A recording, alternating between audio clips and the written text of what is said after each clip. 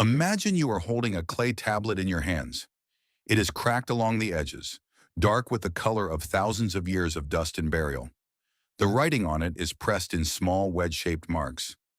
Most people who have ever looked at it assumed it was just another religious story, another myth carved by a primitive people trying to explain a world they did not understand. But then a team of researchers sat down and compared what was written on that tablet to modern geological surveys of ancient coastlines, deep-sea sediment cores, and satellite imaging of sunken landmasses. What they found made them go completely silent. The story on that tablet was not mythology. It was a record, a memory, and it was accurate in ways that should have been impossible for the people who wrote it. This is not a fringe idea buried in the corners of the internet. The scientific community has been quietly grappling with this discovery for decades, and the evidence keeps mounting. Over 200 flood narratives exist across cultures that had absolutely no contact with each other.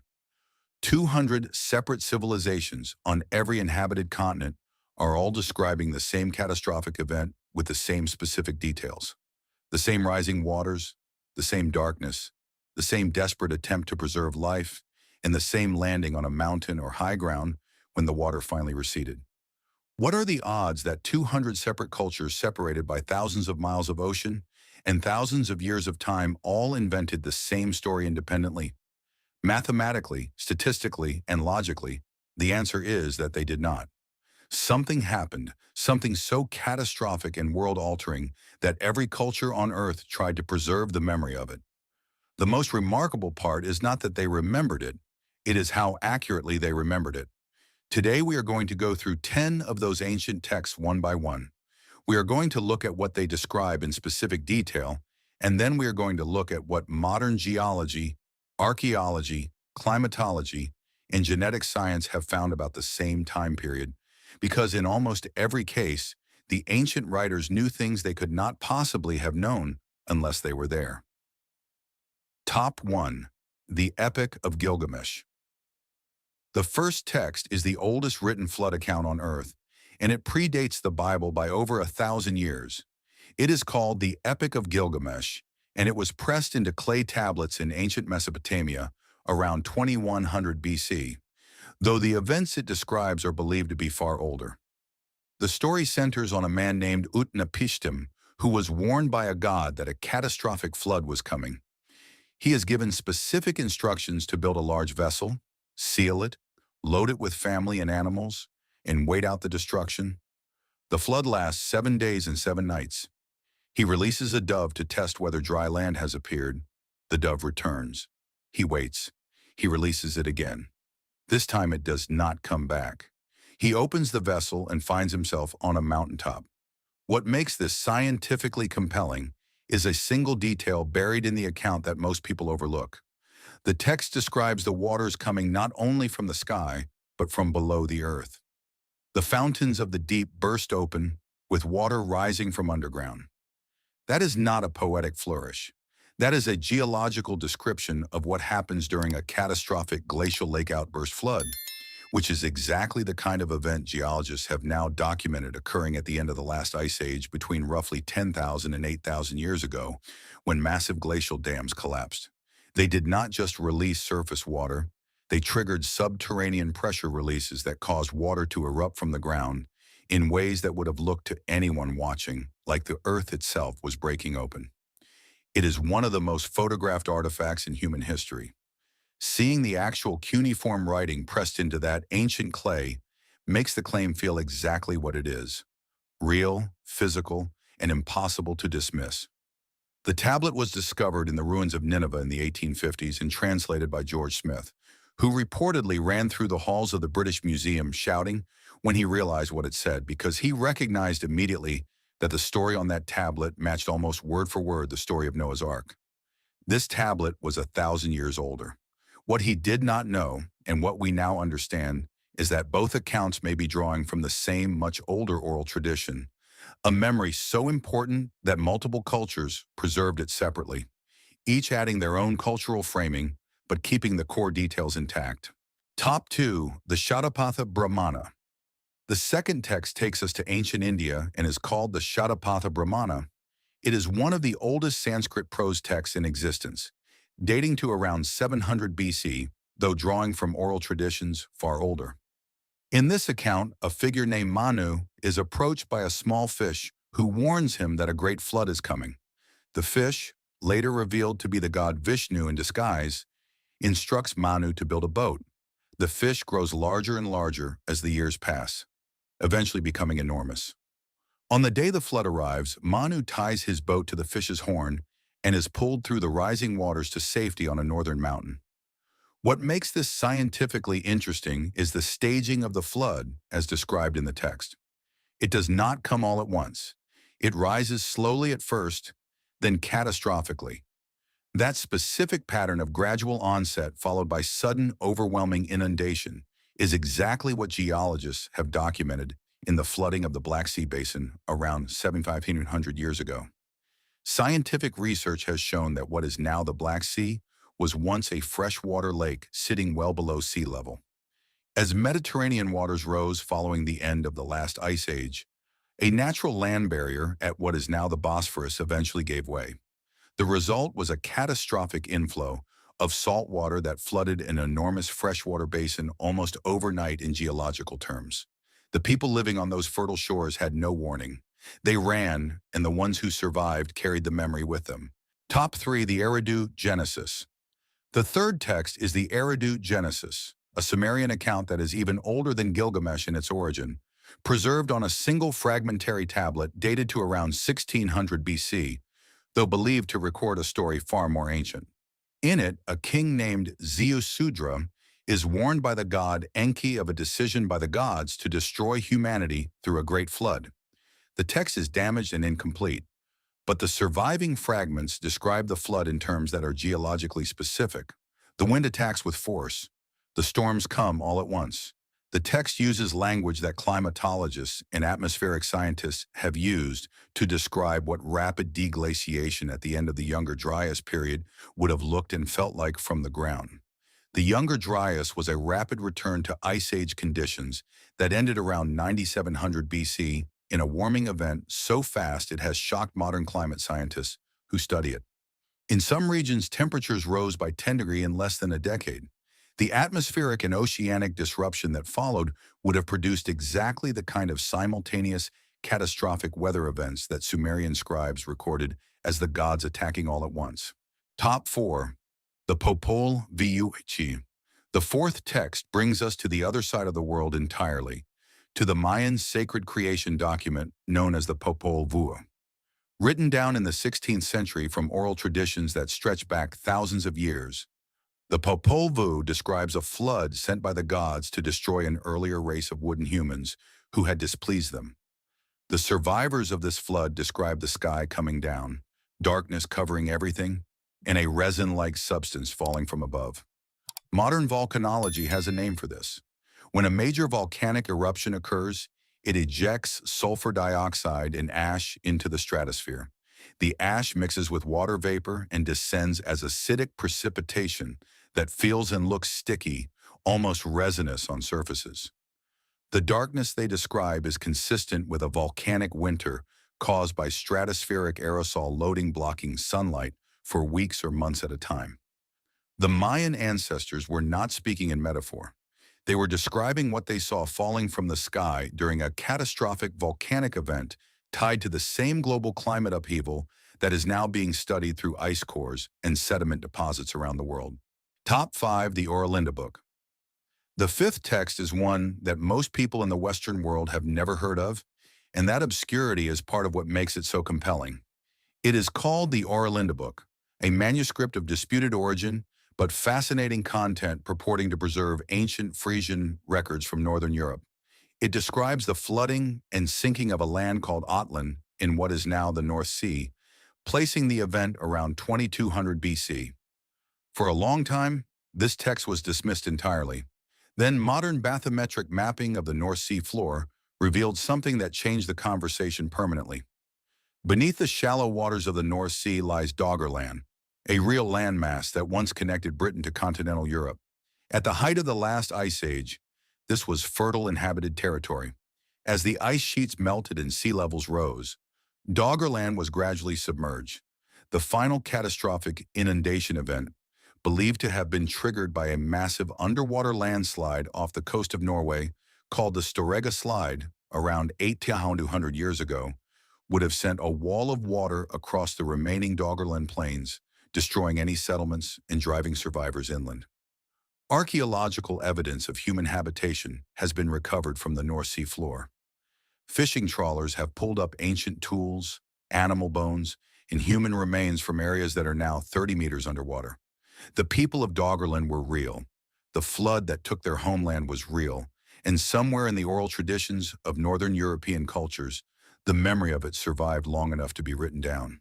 Here is a screenshot of the bathymetric map of Doggerland, published in peer-reviewed archaeological literature, showing the coastline of Europe as it appeared before the flooding. Let that visual sit on screen for a moment, because when you see a map of a sunken landmass and then read an ancient text describing exactly that landmass sinking beneath the sea, the word myth suddenly feels less accurate than the word memory.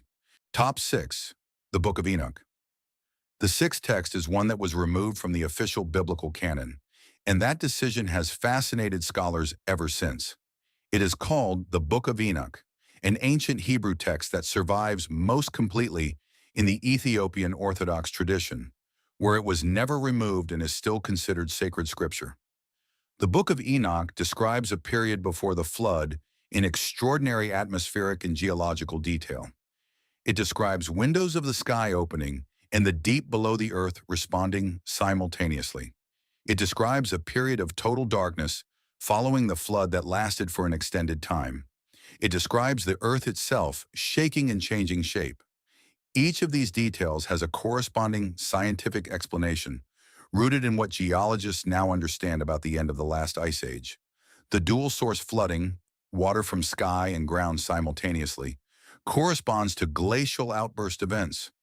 The extended darkness corresponds to the stratospheric aerosol injection that follows major volcanic activity triggered by crustal rebound, which is the process by which the Earth's crust shifts and adjusts as enormous weight from ice sheets is suddenly removed.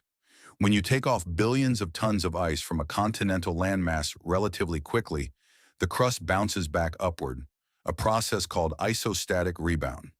This movement can trigger fault lines and volcanic activity in ways that geologists have now documented extensively. The Book of Enoch described these effects thousands of years before the science of plate tectonics existed to explain them. Top 7. The Bundahishan. The seventh text comes from ancient Persia in the Zoroastrian tradition. The Bundahishan is a cosmological text that describes a great winter and global catastrophe preceding a period of renewal. What stands out in this text is the description of the catastrophe as both frozen and flooded, ice and water together. That specific combination, a world that was first frozen and then drowned as the ice melted, is exactly the sequence the geological record shows us for the transition out of the last ice age. The ancient Persians did not have climate science. They didn't have ice cores or ocean sediment data, but they described the correct sequence of events: freeze first, then flood. That is not a guess. That is a memory. Top 8. The Manuscript Quiché. The eighth text brings us to Guatemala in the Manuscript Quiché, another Mayan source that supplements the Popol Vuh with additional flood detail. This document specifically mentions the mountains shaking before the waters came. Seismic activity as a precursor to flooding. Again, this is not metaphor. The process of glacial isostatic rebound that we discussed in the context of the Book of Enoch produces exactly this sequence. As ice sheets collapsed and sea levels rose, the reduction of weight on continental plates triggered seismic activity across the globe. The mountains would have shaken. The people who felt those earthquakes and then watched the waters rise in the days and weeks that followed preserved the connection between the two events in their stories because, to them, the shaking and the flooding were part of the same event. Scientifically, they were right. Top 9. Aboriginal Australian Oral Traditions. The ninth text is perhaps the most remarkable of all because it has been scientifically validated more rigorously than any other ancient flood account on Earth. Aboriginal Australian oral traditions, some of which have now been formally studied by linguists and marine geographers, describe the flooding of specific coastal locations around Australia in precise geographical detail. In a landmark study published in the Australian Geographer Journal, researchers analyzed 21 Aboriginal stories from different locations around Australia's coastline. Each story described a time when the sea level was significantly lower than it is today, when land that is now underwater was dry and habitable. Each story described flooding events that permanently changed the landscape. The researchers then mapped the specific details of each story against known sea level data for those coastal locations at different points in time. The results were extraordinary. The stories aligned with documented sea level changes that occurred between roughly 7,000 and 13,000 years ago. Aboriginal oral traditions had preserved accurate geographical memories across 400 generations, without the use of any written language. As one researcher put it is almost unimaginable that people would transmit stories about islands that are currently underwater accurately across 400 generations. But they did, and modern science confirmed it. Top 10, the Kolbrin Bible. The 10th text closes this journey in the most unexpected place. The Kolbrin Bible is a largely unknown collection of ancient manuscripts, part of which claims to preserve Egyptian accounts of a catastrophic event involving not just flooding, but a disturbance in the sky. Whatever you believe about the more extraordinary claims in this text, what is striking is the consistency of the environmental description with the other 9 texts we have examined. Darkness, water, shaking earth, winds attacking from every direction, survivors fleeing to high ground, animals behaving strangely, and the sea retreating before the flood came, which is precisely how a tsunami begins.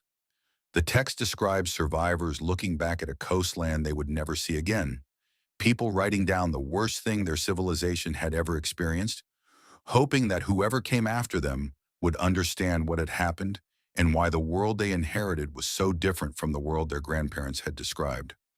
That is the thing that connects all 10 of these texts more powerfully than any single geological or atmospheric detail. They are all written from the same emotional place. They are all written by people who survived something that ended a world, who watched the landscape they knew disappear underwater that never came back, and who rebuilt on higher ground and tried to explain to their children and their children's children what the world had looked like before. Now step back and look at all 10 texts together. The Epic of Gilgamesh from Mesopotamia, the Shatapatha Brahmana from ancient India, the Eridu Genesis from Sumer, the Popol Vuh from the Maya, the Wera Linda book from Northern Europe, the Book of Enoch from the ancient Hebrew tradition, the Bundahishan from Persia, the manuscript Quiche from Guatemala, the Aboriginal Australian oral traditions, and the Kolbrin's ancient Egyptian passages. 10 sources, 10 different cultures, 10 different languages, 10 different continents and coastlines. And they all describe the same 5 things. Water rising from below the earth, not only from the sky, extended darkness lasting days or weeks, the earth shaking before and during the flood, survivors reaching safety on high ground, and a world so transformed by the event that it was unrecognizable to those who came after. 5 specific details in 10 separate accounts from cultures with no known contact with each other. That is not coincidence. That is not mythology. That is the fingerprint of a real event preserved in human memory across thousands of years and thousands of miles. Modern science has given us a name for the time period these texts appear to be describing. The transition out of the Younger Dryas, roughly between 12,000 and 7,000 years ago, was one of the most geologically violent periods in recent human history. Sea levels rose by hundreds of feet over several thousand years. Entire land masses disappeared underwater. Coastlines that had been stable for thousands of years were suddenly gone. The climate swung violently between freeze and thaw. Volcanic activity increased as crustal pressure changed with the loss of ice sheet weight. And the humans who were alive during this period, the people who watched their world transform beyond recognition, wrote it down in every way they knew how. In clay, in stone, in bark, in song, in stories told around fires and passed from grandparent to grandchild for hundreds of generations. Here is the question that no scientist has cleanly answered, the question that sits at the center of all this evidence and refuses to go away. If these stories are purely mythological, invented by ancient peoples to explain natural phenomena they did not understand, Then why do they all describe water rising from below the ground? Rain is observable. Anyone who has ever watched a storm can describe rain. But water erupting from underground is a geological event. It is not something you invent to explain a thunderstorm. It is something you describe because you watched it happen. The fact that cultures across the world with no connection to each other all independently included this specific detail in their flood accounts is the detail that keeps researchers up at night. Because there is only one explanation that holds. They were all describing the same thing. A catastrophic flooding event so massive, so transformative, and so traumatic that the humans who survived it carried the memory of it in their bloodlines and their stories for 10,000 years. And when we finally developed the science to look back that far in geological time, what we found was not myth. It was not metaphor. It was a match. The texts have been there all along, sitting in museums, buried in libraries, preserved in the oral traditions of indigenous communities on every continent, waiting for us to stop calling them stories and start calling them what they actually are: evidence. Not of the supernatural, but of something arguably more astonishing, of human beings who watched their entire world get swallowed by the sea and who refused to let anyone who came after them forget it. That refusal, that insistence on remembering, is what these 10 texts have in common above everything else. And the fact that they were right, that the world they described before the flood was real, that the lands they named are now sitting under hundreds of feet of ocean, verified by the very science that once dismissed them, that is the part of this story that changes everything you thought you knew. The flood was not a myth. The people who survived it were real, and what they left behind, carved into clay and pressed into bark and passed through 400 generations of human memory, was the most important thing they had: the truth. If these ancient records have changed the way you look at the history of our civilization, please subscribe and like the channel. We are digging up the history that they have tried to bury for far too long. Let us plant the seeds for a clearer future. The next great treasure of our past will be revealed very soon.